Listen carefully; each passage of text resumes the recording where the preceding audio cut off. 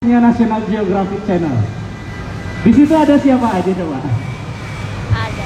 Itu kalau kita lihat Gordon Ramsay sempat ke pasar, sempat beli bahan-bahan buat bikin rendang, dan di situ ada yang namanya K7.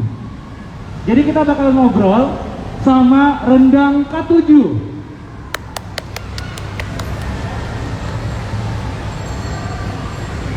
Mana ya yang punya rendangnya?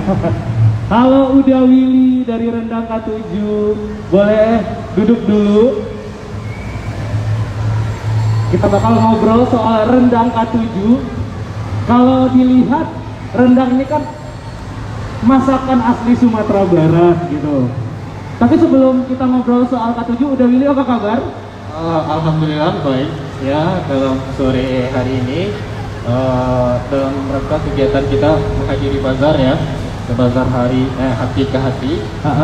Jadi untuk khusus dari Kakak Uri, kami juga ucapkan terima kasih partisipasi kami di sini. Harapannya ya mampu bersinergi dengan UMKM yang lain. Oke, rendang K7 ini bisa kita lihat kan itu rendang yang ada di list kalau nonton National Geographic yang Uncharted itu kan masuk tuh. Udah adanya gitu. Tepat. Tapi biar kita lebih kenal lagi sama rendang K7 ini, boleh dijelasin udah Willy, rendang K7 ini terinspirasi dari mana, terus kenapa akhirnya bikin rendang K7 gitu? Boleh, mungkin dari pertamanya mungkin saya mulai memperkenalkan diri saya dulu. Nama saya Willy Novembra, itu di K7 sendiri, Willy-nya di head production. Jadi Willy tugasnya di pengelolaan dan produksi dari produknya sendiri gitu. Kalau untuk K7 sendiri itu mungkin talking about brandnya dulu ya. Kenapa namanya K7? K7 itu kalau dari bahasa Minangnya itu artinya suka ya udah ya. Suka gitu. Niobana gitu. Mana gitu ya. Jadi K7 itu pada konsepnya kita menggunakan 5 baca indera gitu kan. Kita dalam awam kita punya 5 baca indera. Jadi konsepnya itu K7 dilihat, K7 dirasa, K7 didengar, K7 disaku, K7 di lidah gitu kan. Wow. Jadi konsep untuk namanya sendiri itu benar-benar diambil dari apa sih power yang akan kita sampaikan ke calon customer kita nantinya gitu. Oke. Itu. Itu cerita di balik K7. K7. Kalau terinspirasi akhirnya bisa bikin rendang itu seperti apa udah Willy?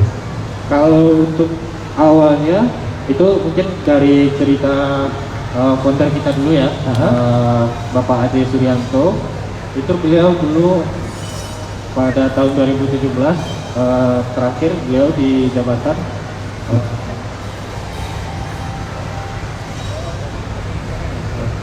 jadi beliau dulu Di salah satu korporasi ya? ya di suatu korporasi beliau bekerja. Kemudian ada tantangan tersendiri. Tantangan tersendirinya itu mungkin di sektor pariwisata juga. Oke. Terus kita dituntut untuk mengembangkan satu produk, inovasi produk. Lanjut Jadi, beliau bereksperimen, improvisasi juga, eksperimen juga. eksperimen. Mulailah dari dapur kecil, beliau bikin usaha rendang itu. Singkat cerita, di tahun 2017 itu dalam tanda kutip bisnis yang wisata umroh itu lagi booming banget di Kota Padang.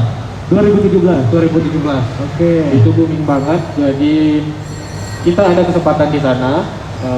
Terus dari Bapak Ade sendiri itu memutuskan untuk kerjasama dengan salah satu agen travel umroh gitu. Oke. Dan periode tahun 2017 kita udah ngirim rendang itu di bawah jemaah umroh untuk ibadah umroh ya. Itu kuantitasnya udah sampai 6 ton udah. Wow, 6 ton dalam periode 6 bulan. itu baru Launching. Baru launching. Iya. K7 itu masuknya ke B2B, jadi business to business. Oke. Nggak langsung B2C. Kalau contohnya nih dalam sudut pandang kami, Ya. kalau di Padang ini rata-rata rendang itu kan masuknya ke B2C. Jadi ada kita produksi terus disebar ke masyarakat gitu kan. Bisnis ke konsumen berarti. Nah, ya. ke konsumen. Nah, ini yang diterapin sama K7 B2B. Business to business. Yes, seperti Oke. itu pada konsep awalnya ya. Terus dalam konteks itu kami juga membangun pasar organik. Tetap kita harus membangun pasar organik. Oke. Dan itu tuh emang membutuhkan waktu yang sedikit lebih lama, usaha yang lebih keras gitu kan, untuk menggait apa sih kebutuhan dari pelanggan yang mau gitu, unggulannya. Terus di samping itu kita juga menyampaikan salah satu unique selling kita itu Nah, dari produk K7 ini nah, sebenarnya kalau ini Kauri iya. kita udah tahan produk kita ini tanpa bahan pengawet ya, tanpa BTP, tanpa bahan pengawet. Ketahanan produk kita ini udah sampai 12 bulan. Oh, 12 bulan di suhu freezer, di suhu chiller. Nanti kalau di suhu ruangannya itu 6 bulan. 6 bulan di suhu ruangan. Jadi di dalam ini juga dikemasnya itu per sachet, Oke. per pieces. Jadi dalam ini 250 gram. 250 gram itu terdiri dari 5 potong daging, 50 gram. Jadi benar-benar detail kerjaan kami ini. Ya, sedikit berbeda ya. Komposisinya ini ya emang dihitung sedetail mungkin ya. Jadi mulai dari kualitas daging, bahan baku, jadi benar-benar di rekonstruksi agar benar-benar spesifikasi produknya itu benar-benar tercapai gitu kan. Oke, oke. Berarti kalau lihat dari obrolan Uda Willy tadi ini nih, itu ada B2B sama B2C gitu. Yang lebih ekstra hard worker tadi kan itu B2C gitu ya. Kenapa kalau udah ngelihat B2B ini menggiurkan, kenapa tetap ambil yang B2C-nya gitu? Dalam kajian, mungkin dalam kajian riwayat perusahaan sendiri ya, yang kerja sama B2B, bisnis to bisnis, mungkin untuk UMKM itu peluangnya cukup besar, tapi kita akan terpaku pada satu linear saja. Penjualan kita juga pada satu titik, pada satu orang, pada satu instansi lah. Jadi untuk produk kita bisa diterima oleh masyarakat banyak, kita juga harus merangkum yang lain, yang dari luar yang seperti itu. Itu tidak menutup kemungkinan untuk kita mendapatkan proyek-proyek yang lain gitu, seperti itu. Oke, berarti emang pasar yang konsumen langsung ke konsumen ini tetap harus dirangkul gitu ya. Tetap harus dirangkul. Iya, iya. Rendang K7 ini kan namanya udah enak banget didengar nih, udah Willy. Itu Sukobana istilahnya lah gitu ya. Jadi seberapa yakin sih K7 kalau rendangnya ini emang disukai sama konsumen gitu? Begitu. Oke. Mungkin untuk dari beberapa pertanyaan juga dari konsumen ya. Apa sih pembeda rendang K7 dari yang lain? Kenapa rendang K7? Kenapa nih saya harus beli rendang K7 ketimbang rendang yang lain gitu kan? Kita nggak bilang rendang kita itu yang paling enak. Terus terang. Mungkin tes kita beda-beda ya. Benar. Dari konsumen yang lain, konsumen Pulau Jawa khususnya, Pulau Sumatera itu beda-beda kan. Jadi untuk rendang K7 sendiri itu kita tuh bersifatnya lebih ke universal. Jadi kita menyajikan produk yang benar-benar worth it untuk dijadikan bekal traveling gitu. Untuk pergi jauh, pergi bawa bekal, pergi keluar kota kayak gitu. Untuk gift juga bisa dikemukakan K7 representatif untuk dijadikan gift ya. Dari misal kita di Padang ini biasanya oleh-oleh gitu ya. Oleh-oleh khas Sumatera Barat gitu Sumatera ya. Barat seperti itu. Oke. Ini juga Uri tertarik nih, Uda Willy. Waktu nonton Uncharted di National Geographic Challenge, National Geographic Challenge, National Geographic Channel maksudnya ya. Ya. Itu kan banyak pihak-pihak yang membantu Gordon Ramsay buat syuting di Sumatera Barat gitu. Salah satunya itu rendang K7 ini gitu. Cerita dong keterlibatan rendang K7 syuting skala internasional gitu di National Geographic gitu. Ya. Jadi untuk National Geographic sendiri itu kita udah komunikasi itu dari tahun 2019. Syutingnya 2020 ya. Syutingnya Februari ya, Pak? Februari Sebelum 2021. lockdown ya? Belum lockdown. Jadi kita di sana tuh punya peran. Awalnya datang tuh tim produser Dari Nat Geo. Netgeo Wow. datang di sini kan. Terus kita ngasih beberapa list lah. Awalnya mereka mau meredam itu bukan sapi, bukan sapi. Terus? Dalam tanda kutip yang P2. Oh Yang iya. Jadi mereka bakal inovasi gitu kan. Terus? Terus dari kitanya, mungkin karena kita jiwa muda dari Bapak Ade ya, beliau sering datang menghampiri jadi dengan nekat gitu ya.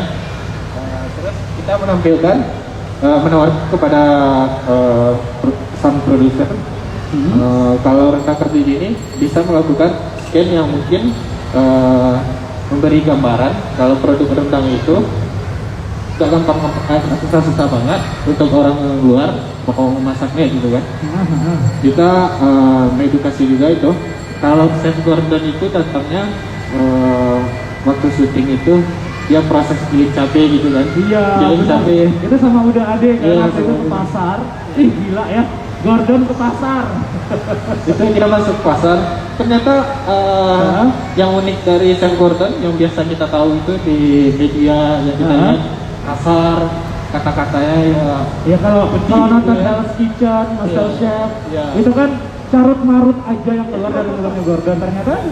Ternyata dalam media ya di belakang layar sosoknya bersahabat, friendly ya. Disuruhnya kita gitu, oke, nyaman aja, santai aja. Kita udah banyak kamera di sini, udah ada produser juga yang bakal ngarahin gitu kan. Terus proses dia giling cabai di pasar itu main etiknya ya. Ternyata dia giling cabai, emang belum pernah dia lihat dimanapun gitu kan. pakai batu lado itu belum pernah. Belum. Jadi perdana dia giling cabai, dipegang batu Iya. gilingan, terus mindahin ke tempatnya itu pakai tangan. Gila. Kepanasannya ya. Satu krunya tuh pusing. Nih kalau lanjut syuting gimana nih katanya? Sayang cabai yang lagi pedas. Iya. Dipindahin gilingnya kan. Terus dari syuting tersebut kita juga membawa misi sebagai anak muda kuliner Sumatera Barat, khususnya mungkin rendang dari yang kami ya, mungkin ada rendang. Itu mungkin dalam tanda kutip juga bakal tergeser sama makanan dari budaya luar seperti dari Korea ya, Korean food. Yang jelas sudah lama kayak fast foodnya ala Amerika ya, fast foodnya Amerika. Mungkin untuk anak muda nih, kita membawa tanggung jawab itu sebagai diakui oleh dunia makanan terlezat di dunia tahun 2017 oleh CNN, itu diakui dunia luar. Kenapa kita nggak coba kembangin gitu ya? Kenapa kita nggak coba bawa produk kita seperti produk mereka? Ini produk mereka bisa bebas masuk ke negara kita. Kenapa produk kita nggak pernah keluar dari sini gitu ya? Nggak membawa peluang lagi, peluang usaha, peluang ide yang lain seperti usaha usaha untuk ke negara luar gitu. Terus dari K7 sendiri kita tetap berinovasi, yakin dengan inovasi itu untuk memenuhi yang dunia inginkan. Dan syukur alhamdulillahnya untuk K7 sendiri kita tergabung dengan Kementerian Pariwisata Maritim, Kementerian Pariwisata Maritim, Kementerian Keagamaan, Kementerian Keuangan. Itu salah satu programnya itu Spicing the World. Spicing the World. Jadi misi salah satu misi negara Indonesia itu kedepannya itu membumbui dunia. Membumbui dunia. Jadi konteks yang biasanya kita kolot ya, termasuk kami juga dalam beberapa saat yang lalu gitu. Kita memaksa produk itu kita produksi harus di sini. produk, misalkan rendang, kita harus produksi rendangnya itu di sini, kemudian rendangnya sudah jadi, baru kita bawa keluar. Dan untuk tantangan kedepannya, gimana kita bikin orang tertarik juga buat, contohnya kita di Australia, kita punya rumah makan di sana, gimana cara ngelolanya gitu kan. Jadi produk yang datangnya dari Indonesia itu bisa jadi dari bersumber bahan baku, rempah-rempah, dan terus terang kan bukannya Indonesia itu terkenal karena rempah-rempahnya dari zaman dahulu ya. Sampai Eropa itu tertarik dengan berarti rempah. emang di sini kita bisa lihat fokusnya rendang K7 ini emang pengen memperkenalkan masakan khas Sumatera Barat yang bisa dinikmati seluruh dunia gitu Ya, benar. Iya. Kita balik ke K7 lagi nih, rendang K7. Oke. Itu kalau dari K7 kan pertama kali itu ceritanya bisa sampai jual 6 ton gitu ya. Itu produk yang dikenalin pertama kali, produk yang seperti apa tuh udah? Kalau untuk produk perdana kita ya fokus ke rendang ya. Jadi kita penjualan rendang itu berdarah-darah juga sih. Kita nggak pernah kan dari biasanya dari ceritanya Bapak Ade nih, kita biasa produksi rendang tuh cuma 10 kilo, 20 kilo, biasa suatu selingan dulu kan. Kalau kita dapat orderan itu 150, 200 kilo per hari. Jadi ada maintenance, ada peralatan, ada SDM, ada SOP, ada perizinan yang bakal kita urus kan. Dan untuk saran untuk teman-teman juga, kalau untuk industri pengolahan makanan itu industri yang benar-benar fokus ke mungkin ke perizinan ya. Soalnya kita dari perizinan tersebut ada keamanan pangan yang kita berikan ke konsumen. Itu benar-benar yakin konsumen ini produk kita halal atau enggak sih gitu kan. Benar. Terus ketahanan produknya gimana gitu kan. Jadi benar-benar kita clearkan daerah itu tersebut. Itu titik utama kita dulu, fokus kita ke sana. Terus baru berinovasi. Inovasi nggak boleh berhenti gitu kan. Inovasi nggak boleh berhenti. Nggak boleh berhenti. Ya. Iya. Berarti emang yang pertama itu yang mesti di pay attention biasanya kalau yang bisnis F&B ini emang harus perizinan dulu ya. Perizinan. Iya, karena Uri juga sempat dengar buat makanan dan minuman di luar sana, khususnya di Amerika itu FDA-nya lumayan ketat gitu. Lebih ketat dari sini. Lebih ketat. Ini mah badan pom gitu ya. Bisa aja kecolongan gitu ya. Iya. Tapi kalau di FDA yang di Amerika itu emang benar-benar ketat gitu. Apalagi mungkin waktu syuting Nat Geo juga itu salah satu cerita dari Kak Ade Putri Paramadita, Ya. Paramadina gitu. Iya. Itu ceritanya orang-orang yang dipilih yang terlibat di Nat Geo itu emang udah 1 tahun sebelum syuting dicari tahu source-nya gimana gitu. Sampai waktu itu diceritain juga yang dipajang itu produk yang kira-kira bisa diajak itu yang mana gitu. Akhirnya dari Om William juga bilang coba masuk ke ranah ini gitu, ada namanya rendang K7 gitu. Berarti kalau menurut udah Willy sendiri, link itu penting nggak sih buat promosi usaha gitu? Kalau dari kita teman-teman, kita berangkatnya tetap ya. K7 ini berangkatnya dari dapur kecil, SDM orang mungkin ya, dari pribadi dulu, mungkin keluarga, habis itu baru kita rekrut karyawan. Yang namanya usaha itu harus banyak bersinergi. Harus bersinergi. Ini seperti bazar kita ikut gitu. Kita juga ikut semuanya. Kita jualan di gor dulu tuh. Oh iya, Di gor kita ikutan jualan bayar karcis 8.000 doang, ikut juga? Ikut. Oh kirain nggak mau jualan kalau di Korea. Jadi produk kita tuh perlu dikenal luas. Terus kita mampu belajar dengan teman-teman yang baru gitu kan. Yang baru yang lama. Kita menimba ilmu. Komunitas itu bentuknya seperti guru, dibilang guru ya juga. Seperti teman juga bisa dibilang seperti itu. Pokoknya jangan pernah menutup diri dengan lingkungan yang lain. Soalnya peluang usaha ya seperti dari agama kita ya. Iya. Salah satu pintu rezeki itu di silaturahmi gitu ya.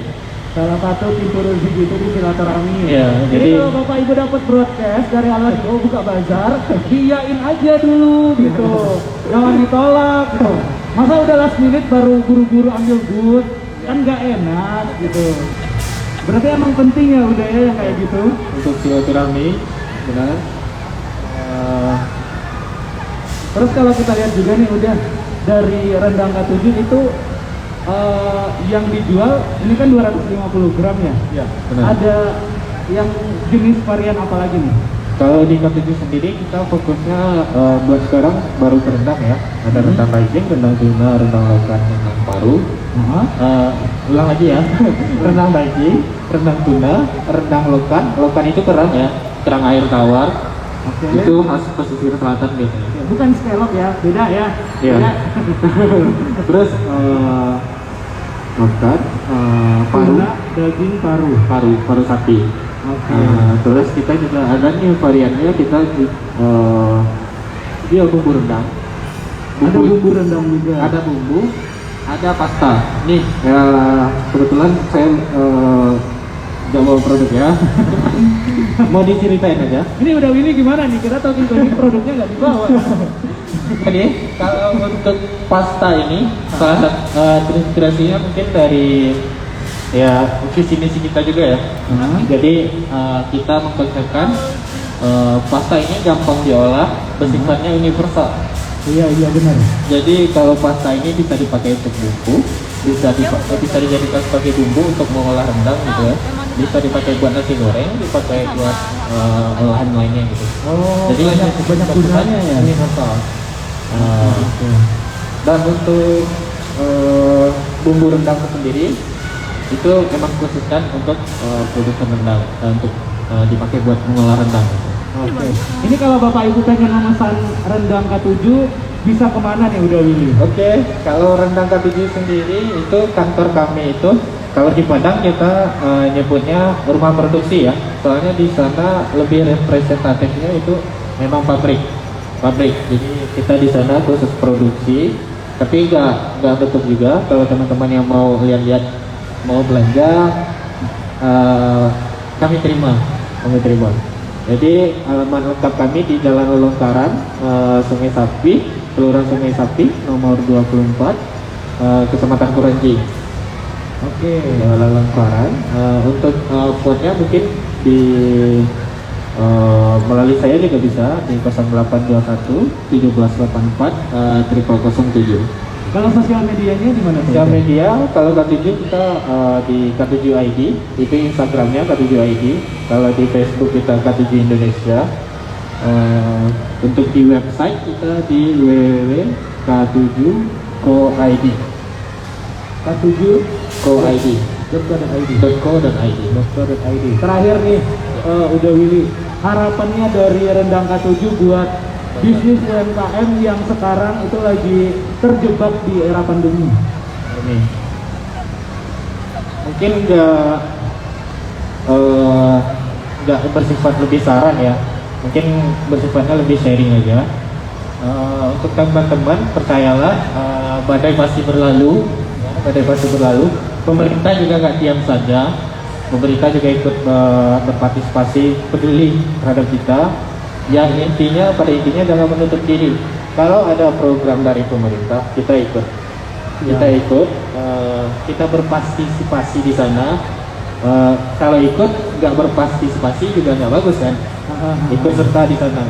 Terus jangan pernah lalai dalam silaturahmi tersebut ya. Mungkin usaha kita mungkin penjualan ya. Kalau penjualan offline otomatis mungkin agak berkurang dari sektor food and beverage yang kami kuasai ya. Dari penjualan offline mungkin agak berkurang. Mungkin bisa ikuti kelas-kelasnya penjualan online yang wirausaha gitu ya. Iya. Wirausaha. Itu kan belajar tim maker juga ada kelas-kelas. Ya, ada kelas buat usaha gitu. Dan ya. itu nggak tiba. Kita nggak bayar, Iya. kita dapat itu gratis gitu kan. Buat yang ikut prakerja kemarin kan sebenarnya itu bisa dimanfaatin juga. Iya, benar. Tapi duitnya sayangnya dibeliin buat baju ya. Berarti Ya. emang kita banyak ikut pelatihan, Banyak ikut ikut pelatihan. kegiatan yang menguntungkan UMKM juga gitu Iya. ya udah ya. Salah satu gambarannya mungkin di sini ya, dalam masa krisis pasti bakal ada yang bertahan, ada yang tumbang. Benar. Nah, dalam masa krisis ini kalau seandainya kita survive bertahan, itu loncatnya bakal lebih jauh. Kenapa begitu? Kompetitor yang biasanya rame tiba-tiba sepi nanti. Oh. Di situ peluang kita. Jadi jangan pernah nutup usaha kita sekarang. Kalau benar-benar dalam tanda kutip kita masih bisa beroperasi, ya kita lakukan dulu. Kalau pengurangan mungkin bisa, pengurangan pegawai mungkin bisa diakali dulu gitu kan. Atau pengurangan beban gaji. Tapi usaha kita harus tetap running gitu. Badai pasti berlalu. Badai pasti berlalu. Udah Willy dari Rendang K7 di Talking Clinic kita sore ini. Terima kasih udah Willy. Dan nantinya kita bakal ngobrol lagi di Talking Clinic selanjutnya. Urinang Nang pamit dulu di Talking Clinic bareng Rendang K7. Wassalamualaikum warahmatullahi wabarakatuh.